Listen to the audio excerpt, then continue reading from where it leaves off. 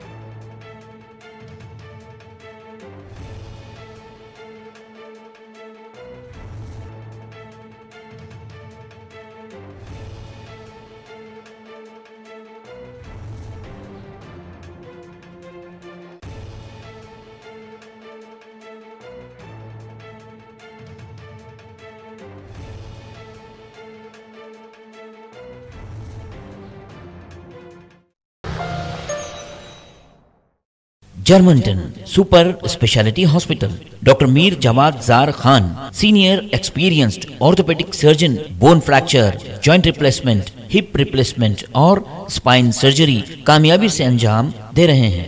इसके अलावा neuro surgery, cardiology, gynaecology, dental, general medicine, dialysis और फिजियोथेरेपी जैसे शोबाजात में इंतहाई कामयाबी के साथ वाजबी फीस में इलाज किया जा रहा है। शेयरिंग और प्राइवेट रूम्स, अस्पताल में 24 घंटे MRI, CT scan, 2D digital x-ray, ultrasound, operation theatre, ICU और लैब की सहूलत दस्तयाब है। आपकी उम्मीदों के ऐन मुताबिक Germanton super speciality hospital, pillar number 150, Attapur, Hyderabad.